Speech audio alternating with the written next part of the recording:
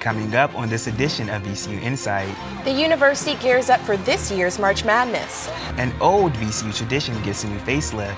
And there'll be no strutting down the catwalk for some local designers and fashion students. And VCU is making an addition to its student housing.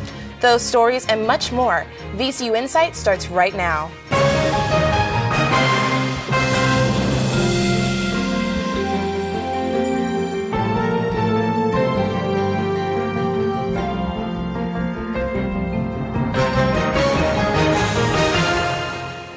Hello and welcome to VCU InSight. I'm Jaleesa House. And I'm Brian Hill. Thank you for joining us. It's one of VCU's largest student-organized events, the Spring Fashion Show, Strut. So members of the VCU and Richmond communities are asking why the university's administration is canceling it. InSight's Christine Hadid has this report. Part fashion show, part theatric extravaganza. Strut is an annual event organized by VCU students that last year kicked off Richmond's yearly Spring Fashion Week. But now, after a 7-year run, Strut's future is hanging by a thread. We're basically flat out told that this show isn't going to happen. That's what members of VCU's administration announced to Strut's executive committee a little less than a month ago. It's just not going to happen this spring, unfortunately, and I know the students are disappointed. VCU Dean of Student Affairs, Dr. Ruben Rodriguez, says the decision to cancel Strut's show was based on 3 factors. Its timing the weekend before Easter, its projected cost of more than $80,000, and a conflict of interest with a juried fashion show that VCU design seniors put on around the same time. Members of Strut say they would have been willing to work with VCU and its fashion department to resolve any concerns about how their show operates, but they were never given that opportunity. We're all dedicated to this organization, and we're willing to put forth time, effort, energy, blood, sweat, and tears to get these things done, but I don't think they have faith in us. Strut, along with other VCU events like Homecoming and Intercultural Festival, is funded by activities fees students pay with their tuition. Those fees are allocated by the school's programming commission. According to the Programming Commission's constitution and bylaws, final authority for all the commission's decisions rests with a board of directors made of VCU students, staff, and faculty. However, that board never voted to withdraw Strut's funding, and some say Strut's cancellation raises bigger concerns about VCU administrators' ability to bypass the student voice. It should be a wake-up call for all student organizations. Dr. Rodriguez says that he and other members of VCU's administration will reevaluate Strut's ability to continue in the fall. In the meantime, Strut's organizers are seeking support from the community to keep their show on stage. For VCU InSight, I'm Christine Hadid. Strut supporters have posted an online petition in support of the Spring Fashion Show. It has more than 500 signatures. It's been almost a year since VCU made school basketball history by making it into the Final Four, and it was 4 weeks of excitement Richmond will never forget. InSight Philip Newsom has a report on how Bars and the Fan remember last year as they gear up for another March Madness. No timeouts being called. Kitchen. It's over. It's all over. It was a moment that shook the city. Even a year later, Richmond is still feeling the effects, especially in its economy. Fan bars like Home Team Bar and Grill saw a huge boost in business. It was just, basically organized chaos in a way. We had people actually camping out the night before to come in to this to Home Team because we were at capacity hours and hours before the game started. That capacity was 192 hyped up Rams fans. That's about 30% more people than on the average football Sunday. Crockett says Home Team had record-breaking sales every time VCU played, from the Sweet 16 all the way to the Final Four. Times like this are what you can call the calm before the storm. A good time to sit back, have a drink, and enjoy the games. But when March Madness comes around, calm is not the word for this bar or any. VCU student Michael Tremarkey says that local bars have been taking full advantage of the VCU hype. A lot of the bars right on Broad Street have had a lot of support and promotion from the team. And I know Home Team Grill has they picked up a whole bunch of signed jerseys from the team. Crockett says even after the tournament, business is still booming. Just people coming here from DC who say they saw us on the news. and they're visiting Richmond and they stop by. According to the Virginia Tourism Corporation, Virginia travel rates have increased by 6.7% in the first 2 quarters of 2011. That meaning more tourists for local bars like Home Team to try to bring in. Now local bars hope all the attention VCU got last year will make Richmond a hotspot for fans looking to watch the tournament this year. And people who maybe wouldn't have watched the tournament in the past now feel a connection. Now just 3 weeks away, bar owners are already preparing for 4 weeks of March Madness. For VCU InSight, I'm Philip Newsom. March Madness starts with Selection Sunday on March 11th and continues until April 2nd and the National Championship game. Last season's Final Four fever is continuing for the VCU men's basketball team. According to VCU Athletics, the team is only 1 out of 5 collegiate teams in the country to sell out every game this season. In the Siegel Center, that's 7,617. On February 8th, they hit their 16th consecutive sellout against Townsend. One fan says crowds are drawn to the team's success. One of the big things is, everybody loves a winner. And, as long as we keep winning, I feel like we're going to have that support. But I think this may even be something that will carry over. The win against ODU on the 11th marked the team's 11th straight victory. It's the longest winning streak since 1985. They say laughter is good for the heart. VCU theater students are learning more about this up close. VCU's Brenda Acevedo is in our studio with a special guest. Today we're speaking with Tyra Robinson, one of 14 VCU students performing stand-up comedy next weekend at the Hodges Theater. It's directed by award-winning comedy director Stephen Rosenfield. Welcome, Tyra. Thank you for being here. Oh, thank you for having me. So tell us a little bit about how you got involved with stand-up comedy here at VCU. Well, actually, stand-up is being offered.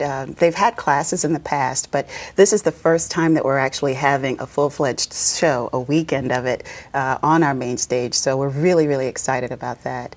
The school usually holds auditions for various productions every semester, and this past fall semester, they also opened up an opportunity for those who are interested to be considered for stand-up. So it was really, really exciting to be able to participate in that. So what is it like being a woman and doing stand-up comedy? What's that experience like? I hadn't realized until last year that there really tends to be it tends to be a more male-dominated field, and it didn't really dawn on me before. I think that there are some natural perspectives that are different, from the female perspective versus male, which I know there's a lot of controversy even in that sort of statement. But from my standpoint, I just think of it as you are who you are, and you come with what you have. And your work is informed by that. So one thing that Mr. Rosenfield or Stephen has helped us realize is your work is birthed out of who you are. So if you are a woman, that's part of your act. If you're African American, it's part of your act. Just use whatever you have and go with it. Don't let anything be a limitation. Rather, it's all to inform the work. It's all part of the instrumentation. So, yeah. Tell me a little bit about how Mr. Rosenfield, who he is New York City's American Comedy Institute director. Yeah, so yeah. How has it been working with him?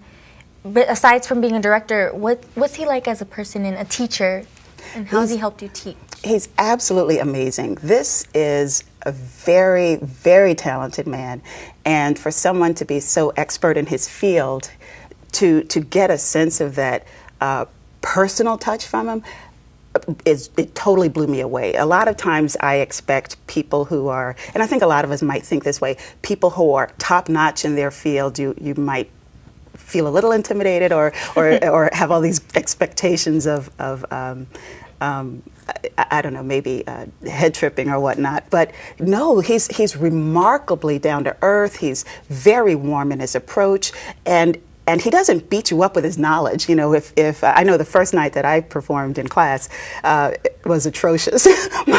my presentation was more of a lecture than a stand-up comedy act, and yet he very, very respectfully corrected me and helped to get me on the right track. And we workshopped one-on-one because he meets with each student one-on-one as well. So when we had our session to workshop the things I had brought in, it was literally like night and day. the first performance to the second performance of mine. And it's because his approach is such that he finds you as the artist, and he's looking at what you bring as the artist, and he tries to help you shape the work based on that truth that comes from who you are. And it's wonderful. There's no judgment put on the work, and it's just a sense of learning to let things flow and finding the best structure in which to allow the material to flow. So he really presents it in a very inviting, welcoming atmosphere. You know, he sets it up in such a way that you don't think in terms of right and wrong. You know, you're just thinking, well, I'm learning. Okay, well then we'll fix this and we'll do this better. And it's that liberty that helps take some of the pressure off of you. Because as a performer, there's always pressure. You know, there can always be that sense of pressure. But when you're learning as a student of comedy, a student of theater and what have you, it really helps to put it all in perspective and realize this is all part of the shaping process. And that's what he does. He's got a very personable approach to how he helps his students become the best that they can be. And I'm very appreciative of that. So what can we expect from this event? A great time, a very fun time. My classmates and we are just loving the process. A lot of the students have been doing stand-up for quite a while. Themselves as well. And so there's a diversity of information that's or approaches, topics that are being touched on, and everybody's got their own style. Everybody's got their own way of bringing their humor. We've been speaking with Tyra Robinson. She'll be on stage next weekend at the VCU Hodges Theater doing stand-up comedy. Tyra, thank you so much for joining us today. Thank you for having me. For years, it's been a highlight of VCU's homecoming, the tailgate party Chill and Grill, but not this year. InSight's Heather Reichers has a story about what happened to Chill and Grill and the event replacing it. For 6 years, VCU students have celebrated before the homecoming basketball game by attending Chill and Grill in the VV parking lot on campus. Last year, 2,500 people came out. Live music, spirit contest, barbecue, and at the end, everyone walked to the Siegel Center to watch the men's basketball game. Chill and Grill was also the only formal homecoming event that allowed alcohol. However, this year, the VV lot is under construction to build a new social work building, as you can see behind me. Chill and Grill has been replaced and renamed Rams on a Rage and will take place in the Commons Plaza and is alcohol-free. Associate Director for Programs and Educational Services, Carolyn Whittier, says the event can't have alcohol because the Commons is not contained with the fence like the parking lot was, so it can't be licensed. Really, it's kind of as though Chill and Grill is returning to its original intention, which is about getting excited about the game, not about getting excited about drinking in a parking lot. At Rams on a Rage, it started raining just as the event began, so all of the outside activities shut down early and students moved inside. The turnout was much less than last year's Chill and Grill. Event coordinators say there were about 300 people in attendance. Students say they were upset that there was no Chill and Grill this year. Some say they didn't even know about Rams on a Rage. Sports medicine sophomore Andrew Arias says that he misses Chill and Grill. Last year was really fun. I got to meet a lot of people, and this year, I mean, they just didn't advertise. I was unaware that there was anything going on. VCU's Whittier says Chill and Grill or a similar event could return if a place is found that will be contained to allow alcohol. For VCU InSight, I'm Heather Reichers. Rams on a Rage may have been rained out, but the weather in the Siegel Center was just fine. The VCU men's basketball team won the homecoming game over Northeastern 59-56. VCU Dining Services opened its newest food court late last semester with an eye towards healthier eating. It's named after its location on the north end of VCU's campus, Laurel and Grace Place. Besides late-night favorites like IHOP Express and Raising Cane's Chicken Fingers, the food court features croutons, salads, and wraps, where students can customize what's advertised as healthy meal choices.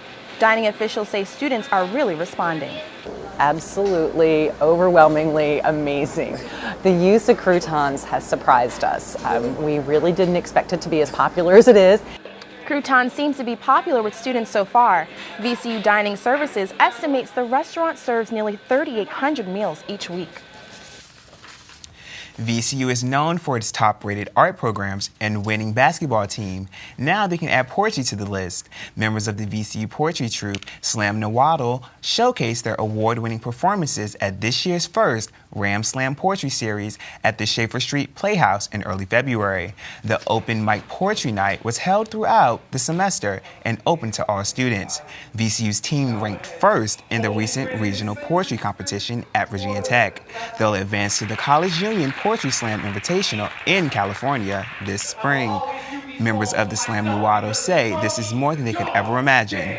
I've never been to California, so I'm excited. I never, in a million years, if you would have told me that I would go to California to do poetry, I'd probably laugh in your face, so I'm pretty excited. At Ram Slam, the first performers and seasoned poets get a chance to show off their skills and are scored by audience members. Anyone who gets on stage at Ram Slam has a chance for a spot on Slam Nawaddle. It's not in the Olympics yet, but poetry has entered the realm of extreme sports, sort of. InSight's Amaris Lemus is in our studio with a special guest. We have with us Rob Gibson. He's a member of the VCU Poetry Troupe, Slam Nawaddle. They just won a regional competition and are heading to California in April for the national contest. Rob, thanks for being with us. Thank you. So, once again, congratulations on your regional win, and I'm actually really looking forward to hearing more about the nationals in April. Oh, yeah. So, really explain to us, what exactly is slam poetry? Poetry and slam, it sounds a little bit crazy. Yeah. So just give us some details about that. Okay, so slam poetry is basically, it's like poetry being performed from the page. So you can actually have a piece of paper in your hand, or you can perform it with the poem memorized or learned in your heart. And it's really engaging with the audience. It's the poet and the audience, and at the same time, there are judges in the audience who are scoring these poems that the poets will be performing, and with that, they get scored between 0 and 10, and so from there, the highest scoring poets throughout the slam. The slam is the event that slam poetry is facilitated within. With that, the person who has the most points at the end of that would be the winner for that event. Okay, and how did you get involved in writing poetry and also get involved in participating in slam? Well, in regards to writing, I've been writing since the beginning of education, but really getting into poetry, I can think back to the 7th grade, and we had a poetry project that we were doing in my English class, and presented it the day of, and people were like, man, that was really good. And I think I identified with, this is me being a poet, or I'm a poet now, I can step into these shoes. So I began to write from there. And in regards to performance, it kind of hit me about junior year. They had something called a Mr. Hermitage pageant at Hermitage, where I went, and I just got the words in, and I was influenced by the deaf poetry that they would have on HBO. And from there, I was like, I can do that. They're doing that on TV, they're the same age as me. I can do this here. So that was the blooming of me as a performance poet. Excellent. That sounds awesome. Also, can you explain a little bit about Slam Nawaddle and their End Hunger Slam? Mm-hmm. I know that you are part of the End Hunger Slam behind the scenes and on stage. Yeah. So the End Hunger Slam has been going on since 2009. And with that, we took the proceeds from the whole slam season, which was about October through June, and we took that and fed a family with a year's worth of food. And we're continuing it this year, so we kind of skipped a year, and we focused on literacy. And now this year, our goal is to do the End Hunger Slam again, and we're working with Child Incorporated. And basically, that's a nonprofit who helps out impoverished families in Richmond, or low-income families in Richmond. And with that, we have our season going until June, and we're well on our way to feeding another family. That sounds amazing. So once you're done with these End Hunger Slams, what is the feeling like once the show is over, the event, knowing that you're helping somebody in need? Well, the feeling is it really breaks away the feeling of, oh, I'm just donating and I can't see who it's going to. You have a face for the cause, and it's saying we actually had the family in 2009. We had the family come there for the last Poetry Slam, and we plan on doing the same thing this year. So it's a feeling of fulfillment, and it's just like a journey of we're connected with our community, and we should support each other all the time. So it's really our goal is to uplift the community through creativity, and I mean that's what it is. That's the feeling that we have, this upliftment, and it's a strength, a power that comes from that. That sounds really wonderful. That's an amazing goal to have. Can you just give us maybe a line or two from one of your favorite poems or performances that you've had at an End Hunger Slam? At an End Hunger Slam? Mm-hmm. Oh, man. Well, in regards to education, it's a prayer.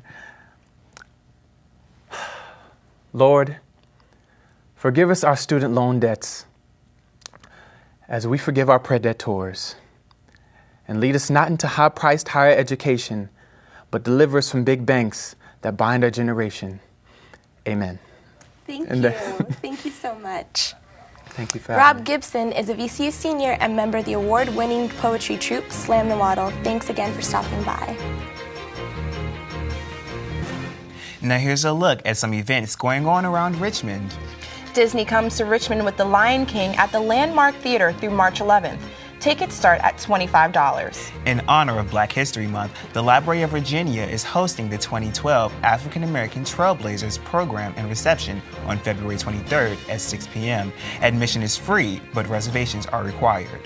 The Virginia Wine Expo is coming up at the Convention Center Friday through Sunday, February 24th through the 26th. Ticket packages range from $20 to $60. The final regular season home game for VCU men's basketball will be next Saturday, February 25th against George Mason, 4 p.m. in the Siegel Center. Students get in free. General admission tickets are between $10 and $30.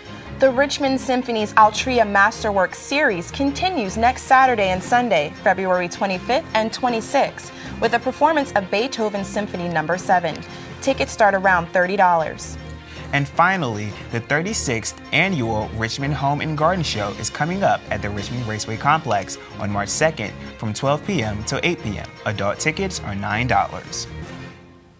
Musicals in the library? VCU's James Cabell Library on Monroe Park campus has just that, an exhibit called A Fine Romance. It showcases works by Jewish composers such as Irving Berlin and George Gershwin. The exhibit features large panels with photos, an audio tour online, and text explaining the influence these composers had on American music. According to the website library.org, Cabell is one of only 55 libraries in the country chosen to host A Fine Romance. Officials say it was a good match for VCU because of student diversity and the exhibit's multimedia. Librarian Teresa Doherty says, or rather sings, that the exhibit's title came from a book by American poet David Lehman. A fine romance with no kisses, a fine romance, my friend, this is. So that's what it comes from. It's the title of a song. A Fine Romance is located on Cabell Library's first floor and is open until February 24th. Around exam time, the campus library is packed with students all times of the day and night. Starting March 18th, Cabell will experiment with being open 24 hours Sunday through Friday. Cabell usually only operates 24 hours during what the library calls Library Light all night, a week before midterms and the last week of the semester for finals. Students like SGA Vice President Kyle Gelati says it'll help a lot of students, and he wishes it would have only happened sooner. If this 24/5 library service would have been in effect earlier in my academic career here at VCU, I think it would have been a lot easier to be more flexible as far as group projects and time management. VCU Libraries says the change in hours will be a pilot program for 1 year.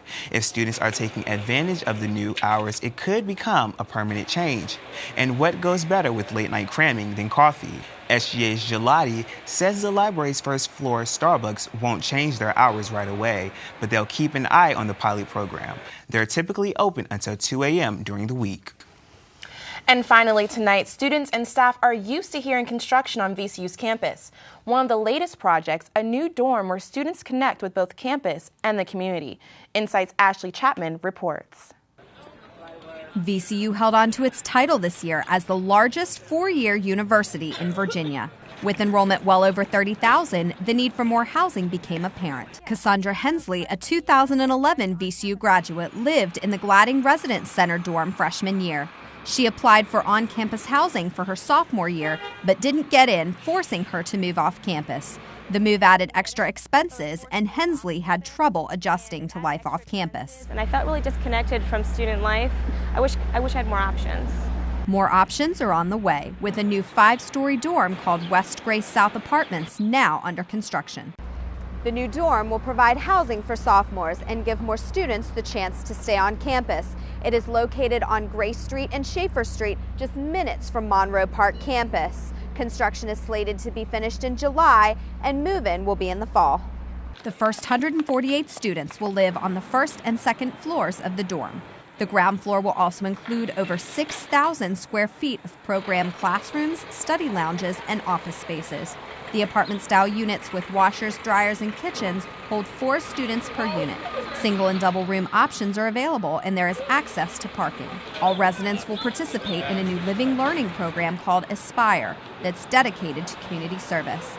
As the program grows, additional space will open for sophomore, junior, and senior students. By 2014, 420 students will participate in the program. Aspire's interim director, Seth Lebowitz, says this kind of program will help students focus and find their place at VCU. Their transition from the freshman to the sophomore year will be smoother. And in addition to that, they're just going to feel really connected to VCU and the city of Richmond. And connected students is what the new West Grace South Apartments are all about. For VCU InSight, I'm Ashley Chapman. VCU Housing received more than 200 applications to live in West Grace South Apartments by the November deadline, and it will be a great addition to the campus. I'm sure many students will be looking forward to it. And that does it for this edition of VCU InSight. Make sure to check us out online at insight.vcu.edu. Thanks for watching. I'm Brian Hill. And I'm Jaleesa House. We hope you'll join us next time. Have a good night.